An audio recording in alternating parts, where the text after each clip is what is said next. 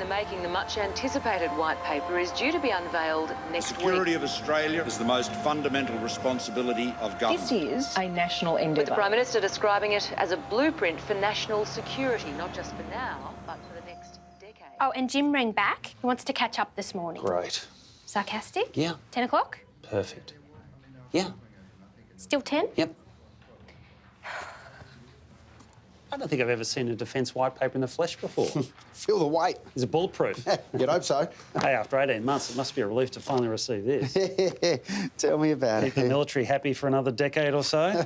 Absolutely. Yeah. So, what's up? You know, I was thinking the other day, just, random ideas. Yeah. Just daydreaming.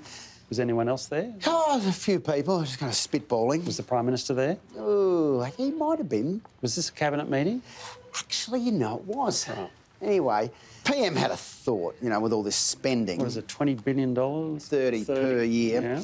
Yeah, why not, as a last double check, the PM, so details driven. Want to get a third party, someone with external experience, to give it one last look over. You want us to look at a defence white paper? Yep. I know nothing about defence. Big advantage. What? Fresh eyes. Jim, is there a problem? No. Jim, is there a problem? We don't understand what it's saying. What? No one understands it. After 18, the Prime Minister? National Security Committee? Oh, parts of it. What about the Defence Minister? Yeah, he's waving the white flag. What? He was a Minister for the Arts 3 months ago. This is ridiculous. Look, there's no need to panic. Right. Came as fast as I could. Scooch.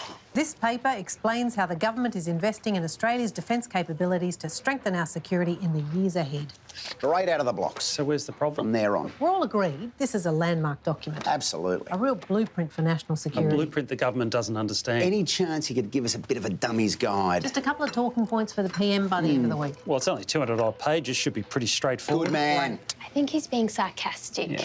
Which bit? Just then. You need to warn us if you do. I agree. I told you, I don't know anything about defence. We're not after detail, just a broad sense of what this thing's all about. But anything in particular? Oh, well, let's take chapter 2. The strategy and security environment. Yep. What does that mean? The chapter? Yep. While you're in there, chapter 3. Australia's strategic defence. She had issues with 4. While much of the document remains under wraps, the paper is under... Project our force as a regional and a global power. Making multi-domain operations a reality in the ADF in the next 5 years. Let's get into this. Let's do it. Sure. All right. So what you think of the old defence white paper? Very impressive. Very. Real blueprint. Comprehensive stuff. Yeah. Did you understand it? No, I struggled as well. It's a lot of... You read it all? Oh, yeah.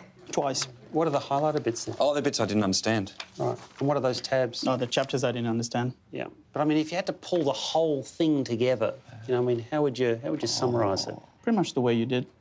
I just made a hand movement. Felt right. It's definitely a start. Yeah. Defence will have enhanced capabilities to make meaningful contributions to operations addressing shared regional security.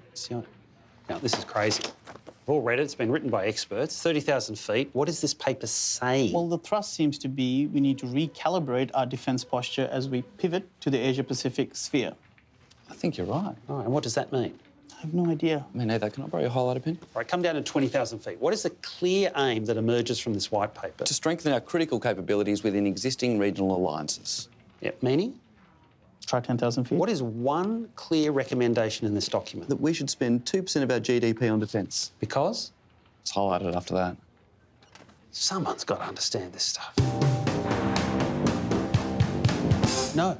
But isn't this work-related? I'm working on a defence white paper. But it says army. Disposals, superstore sale. Oh, I just saw the camouflage. Yeah.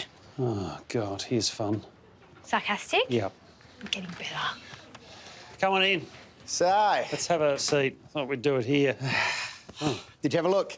Yeah. Great. We all did. OK, this is what we wanted to hear. Good news. And? I don't follow it. What? Sorry, we don't follow it. Which bit? All of it. Well, how's that good news? But I mean, did you get a general sense of what it's saying? Well, that we need to spend 2% of our GDP on defence. Oh, there you go. Being too hard on yourself. But it's not clear why. Well, maybe we don't need to say why, just that we're spending. That we're muscling up, we're hawks, keeping the Anzac spirit alive. Have you been to a focus group? Yes, of real Aussies, proud Aussies. So what are we buying? Ships? What? Couple of new subs? Those are multi-billion-dollar investments. Gut feeling. Blink reaction. What's in the shopping cart? I don't think we can... What? Whoa. Hang on. What's going on? Sorry about that. What's going on? Dennis is testing our duress alarm. Could you guys hear that in there? Yes, very, very clearly. Yeah. Sorry, why are we testing our duress alarm? Dennis knew a lady who stayed back Got late an to anecdote. work. Thanks. That's okay. I'll just grab the in a minute. All right, let's start from the beginning. This white paper is a visionary blueprint for Australia's defence. Let's start at the end. It's an impenetrable, uncosted fence-sitting wish list. We'll start in the middle. There must be something specific we can announce. Look, let me give you a hypothetical.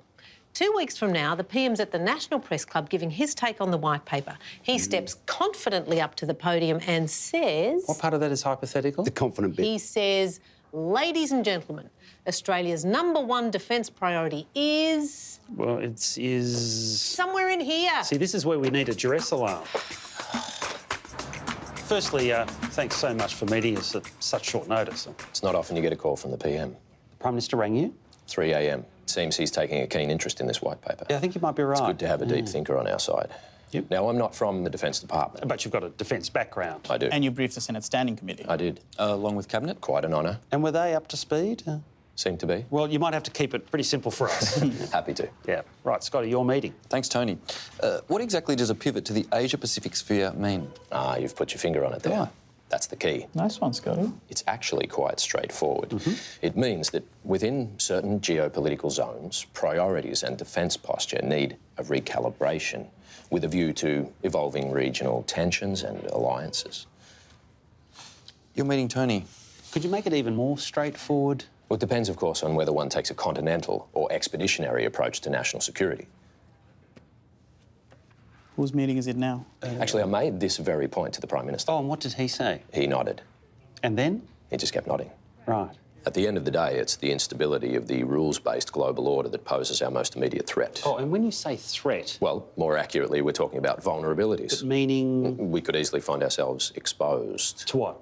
Regional In the actors. form of? Tensions. Right, so we're back to tensions again, yeah. Well, I hope that's managed to clear things up for you. Oh, in part, yeah. Of course, if you want further clarification. Yes, that'd be great. Just in terms of the Asia-Pacific... Pivot? That's the one, yeah. I would speak to one of the defence think tanks. Oh, great. Well, we've got one lined up, so... I'll email you a list. Thank you again, Brigadier. You're welcome. Thank you, sir. Have a great day.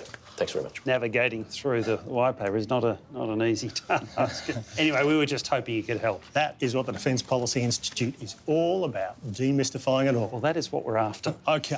At the end of the day, when you boil it down, Defence has some very simple objectives. Excellent. 1, Yep. assessing geopolitical alignments and pivots. 2, identifying inter-regional tensions and the security challenges. And 3, enabling force projection to meet capability needs.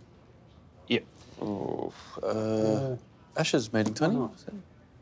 If you had to have a fourth objective?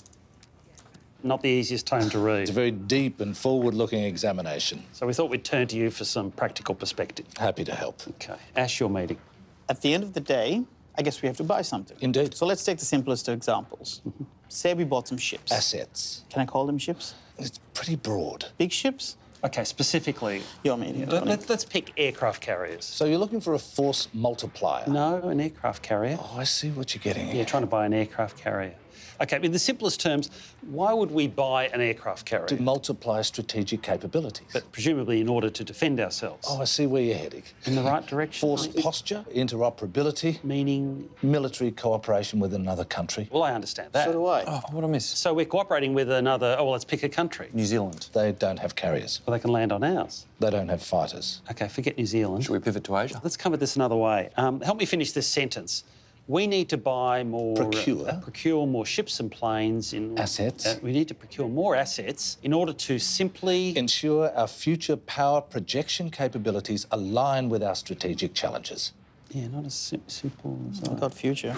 Defence analysts have been quick to praise the rolling acquisition program. We need to pivot now. We need to change. Smart, strategic, long-term integrated plan. What do you mean you still don't understand it? No one seems to. I mean, all this extra spending, what's it actually for? Listen, this is not the time for your dovish sentiments. Let's stay on Team Australia. Another focus group? Should Australia increase its defence spending? 73% strongly agree. It's already $30 billion a year. We cut 1 cent from this budget, we could be attacked overnight. By who? The opposition. I thought you said he was across this. I take it. Oh, it's a PM. He's getting edgy. I had to break it to you guys. Can I at least send an emoji? A thumbs up? OK? This one? All these experts, no one can identify a single enemy. I can. You. with your pacifist rhetoric, trampling all over the legacy of our diggers. Trampling over Tony, things. Yeah. that colonel just sent an email listing our defence priorities. Great. This actually might help. We printed the attachments. Attachments or links? Is there a difference? Was one of them an encyclopedia? Do you need the references printed? No, I'm fine. Phil, because we're running out of toner. Okay, just leave it. One more meeting? Oh, sad emoji. Thanks, everyone, for coming in at such short notice. I thought the best way to proceed was to get everyone in the one room. Good thinking. OK, you're all right. I'll come straight to the point. This white paper is recommending we spend close to $400 billion over the forward estimates. Now, at some point, the PM is going to be asked a very simple question. In order to protect us from which enemy? It's so hard to say. 400 billion, pick one. A regional player. Specifically, Colonel. An Indo-Pacific regional player. More specifically? Indo-Asia Pacific. That's broader. Who are you leaving out? Europe? Yeah, I sort of need a country. Or an unaligned player. No, a country. One that might threaten us, just one. Yeah. I wouldn't want to raise tensions. Where? In this room. You know what? I'll name one and you just nod. China. Yeah, OK. And what exactly are we protecting? Strategic interests. Specifically, Colonel? Indo-Pacific strategic Again, interests. Brigadier, really specifically. Indo-Asia Pacific strategic You know what? interests. I'll say it and then you nod. Our trade routes. Yeah. And who is our #1 trading partner? Shall we use the nod system? Sure. China? Yeah. So under this scenario, we're spending close to $30 billion a year to protect our trade with China from China. And that doesn't strike anyone at this table as odd?